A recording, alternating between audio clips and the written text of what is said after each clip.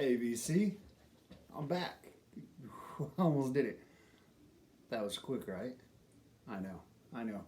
I'm getting behind on my recent purchases, so I have 12.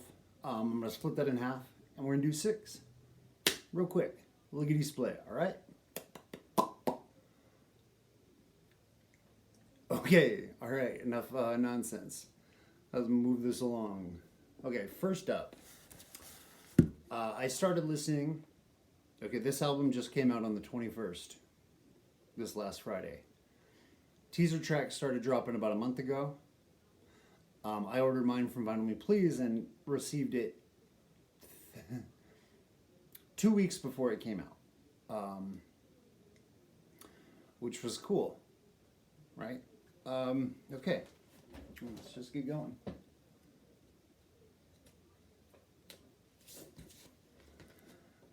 This is Grimes, Miss Anthropocene.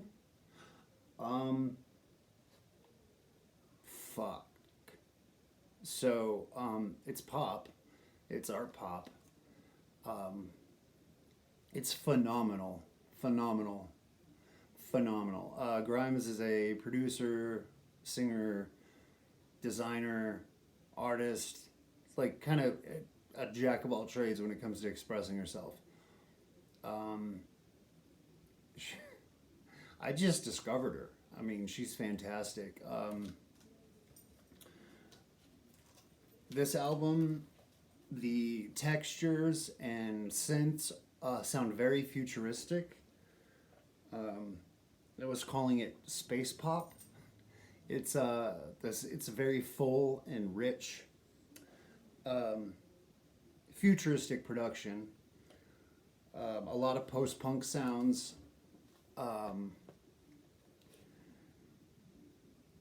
This thing is amazing, and it's a lot of dark subject matter. There's a song about losing friends to heroin. There's songs about like Armageddon and the end of the world. I'd say it's like almost transformative, or it's almost like looking towards the future, like sci-fi dystopian type. But I mean, a lot of that sci-fi dystopia stuff we grew up on, I feel like we don't live too far from that currently. And I think this is a great soundtrack to that. And so she's dating Elon Musk and they're actually having a baby. I think if they were preparing to send that baby to Mars, this would be the mixtape that was playing for the baby's journey. I got it on Red Wax. Grimes is responsible for all her art, all her everything. Let's see if there's something worth looking at in here. Came with a printed sleeve. I'm not going to pull the printed sleeve out.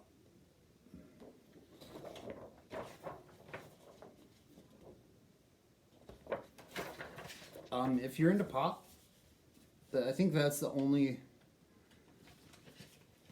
prerequisite here. Or if you're not into pop and you're into like, I don't know, anything you heard me say.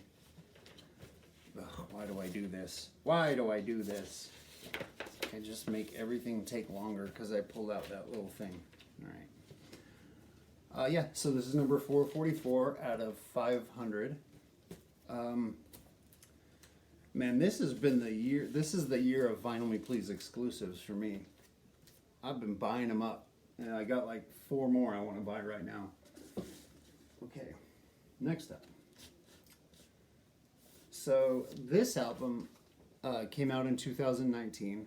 I didn't discover it until this year, in January though, right away. I wanted to buy it, but for some reason I decided not to. I think I listened too closely to a review that I shouldn't have listened to, just because I respect the reviewer and he's introduced me to so much music. He's changed my life.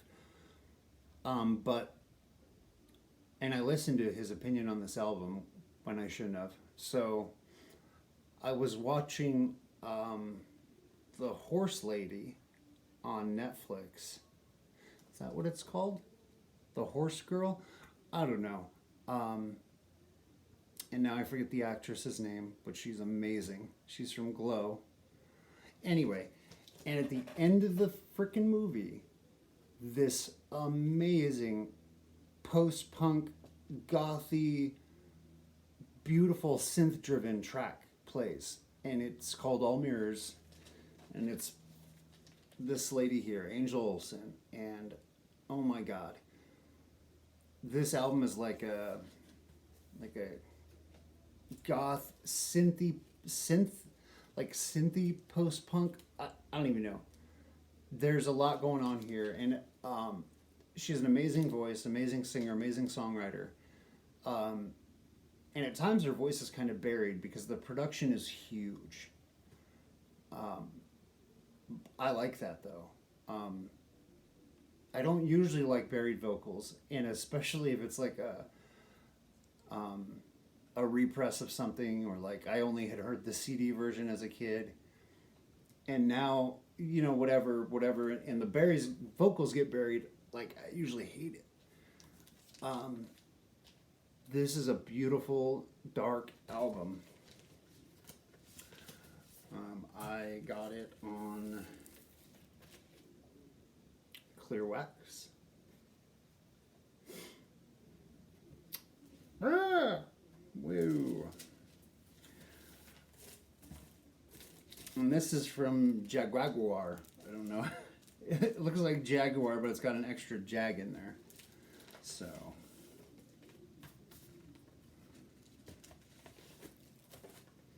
This is a double LP, housed in this beautiful, sturdy gatefold. It came with a poster that I'm not going to pull out. Really, really fantastic, beautiful album.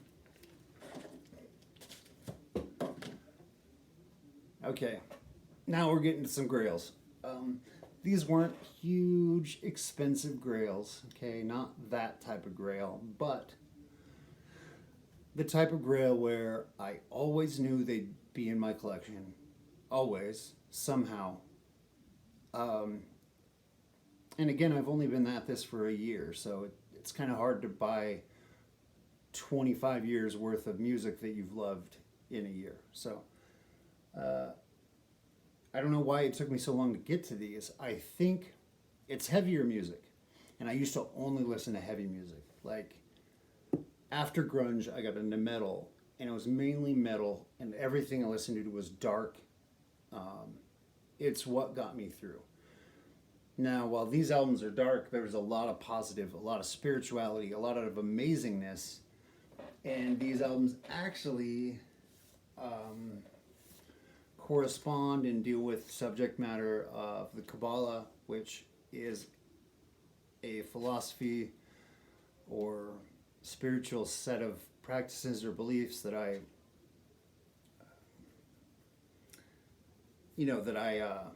am into and have been for a long time. This is Mudvayne LD50, lethal dosage 50. The concept being like, what's the lethal dosage? How much can the body take as far as drugs, as far as like pushing forward, exploring your depths, entering your shadow, all that good shit. And this album changed my life. There's a song on here, one of the singles was called Death Blooms, and we discovered this right after losing a close friend to suicide.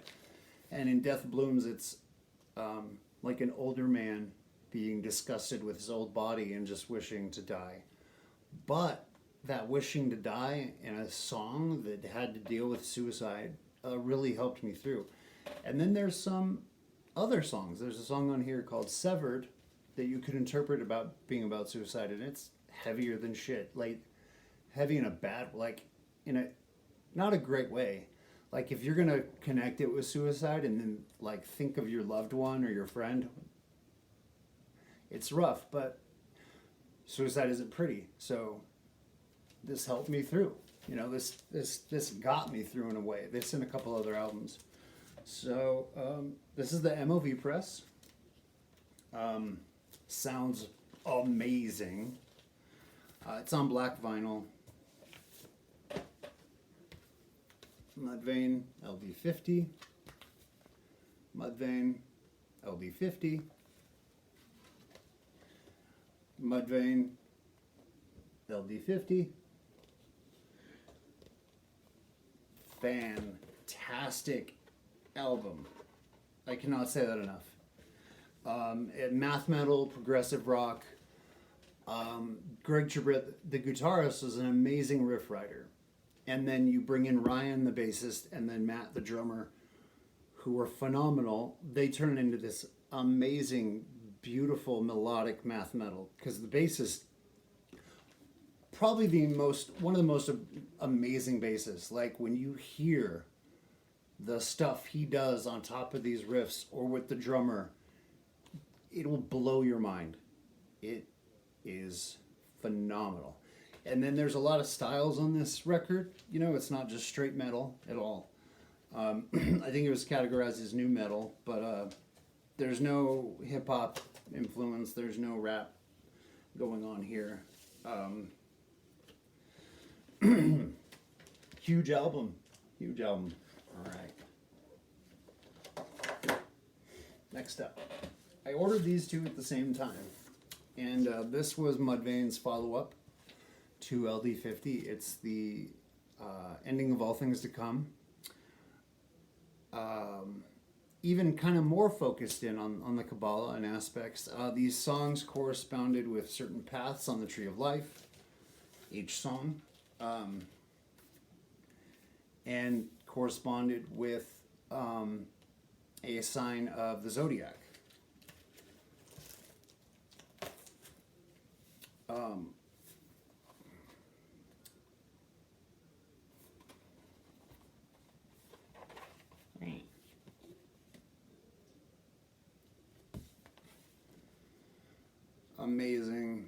Amazing record.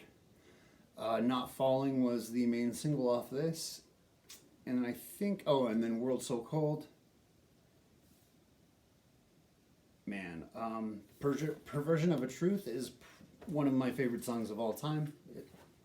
It's amazing. And this album's a little more melodic than the last one, but still amazing metal. And I wish I had the ability to describe it better for you guys. Now, I ordered this from Amazon, and I didn't actually know which press I was getting. I assumed it was an MOV press, and it's not. It's an SRC vinyl press. A company I will not buy records from. I do not like them. It's not their. This is the first pressing I've ever got from them. It's decent. It's not as good as MOV, but it could be much worse. It's not their pressings I wasn't a fan of. It's their customer service and their lack of customer service. And you can still hear horror stories of people waiting for records for over a year. People still not getting their records that they ordered a year ago. And this is something that happens often with them, I guess. So I don't mess with SRC. I have tons of vinyl sites on my iPad, and SRC is not one of them. Okay, cool. So next up, Huge Grail. This is probably next to the Mars Volta Deloused in the Comatorium. This is the record, the Grail I wanted the most, and one of those Grails that I knew I'd get, but it wasn't going to be for years because this thing's going for like $300. And there's a bootleg site I follow on Instagram. It's Rollin' Records. I've gotten a lot of bootlegs from them. Well, not a lot, but like 7. I got a rare Soundgarden from him. It's an official press. He doesn't just sell bootlegs, but it was something that was sold out on the site, and he had a copy.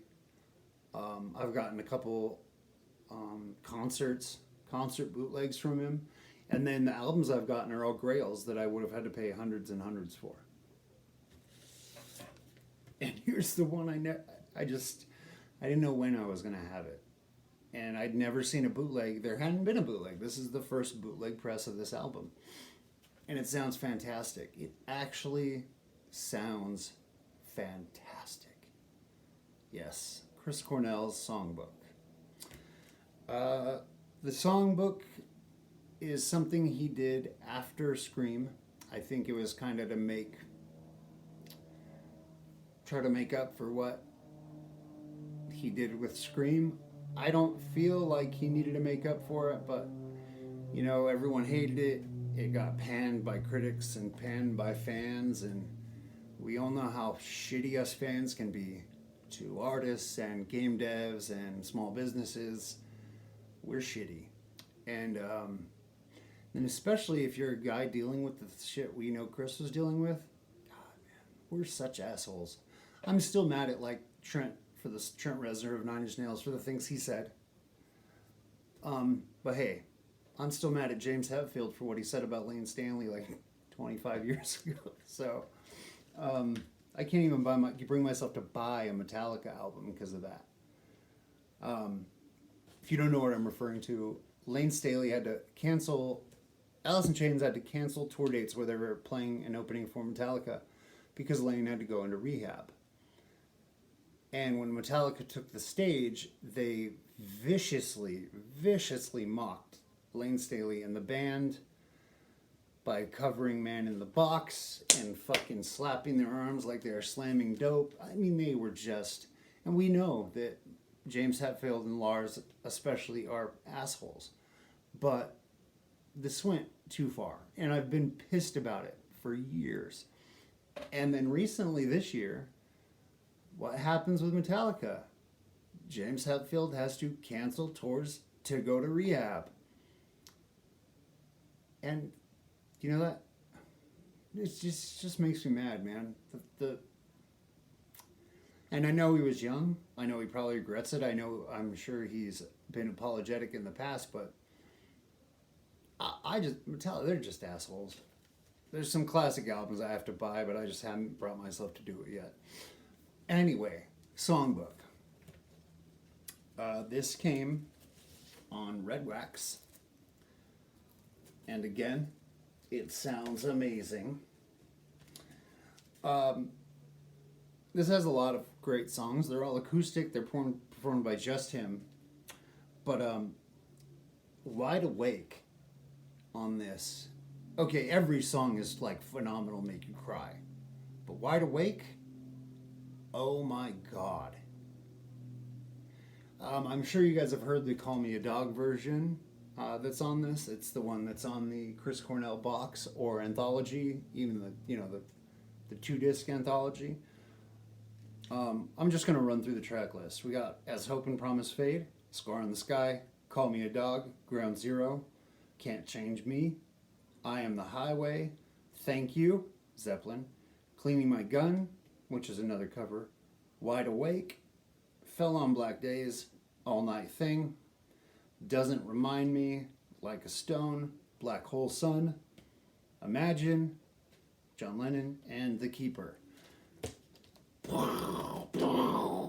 Just rolling records. If you want this album, buy it. He still has a few. Buy it. Worth every penny. And the sound quality isn't an argument here. This thing sounds amazing for $40 compared to $300. And last up, we have a VCLT. I would have opened this live, but I didn't know it was a VCLT. I wasn't sure. Because I order a lot of stuff, and I have stuff coming in. And my informed delivery was down because I had changed my phone number, and I had to recertify all this crap. So I didn't know what was coming. So I opened it. There was a mix-up recently with a contest with David Newton. And... I gave him some crap about the mix-up, but it was all in good fun, and David knows that. And he insisted on trying to make it up to me, and I insisted that he not. And then his wife insisted that I let him try to make it up to me. So at that point, I guess I was going to let him make it up to me, which he didn't have to do. And I would never have expected him to put money and time into this. But David went into, I guess a video he thought would be a good idea to watch to figure out what I need. And he hit it out of the park.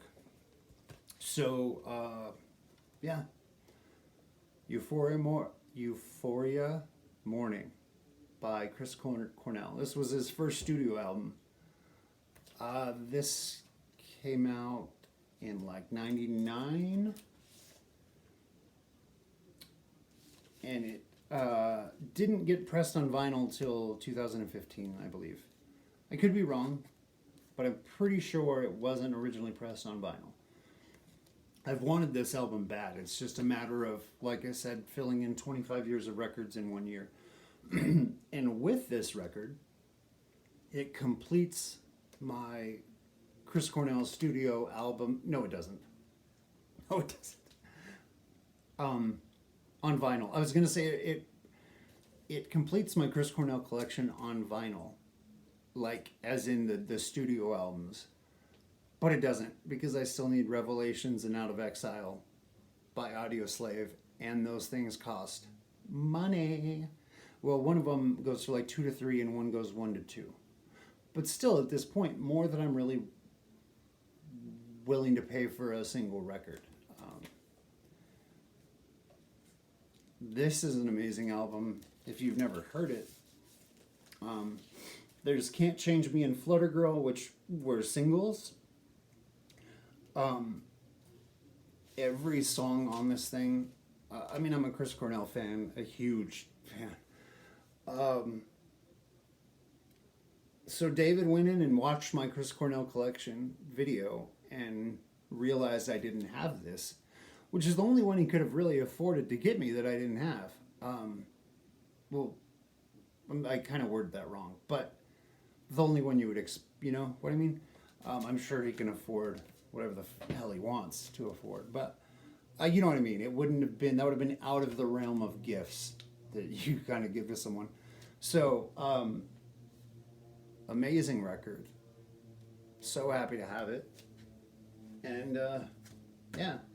So those are my recent purchases. I still have a few more, and they're just going to keep adding up. So I'll see you guys next week. Take care of you. See.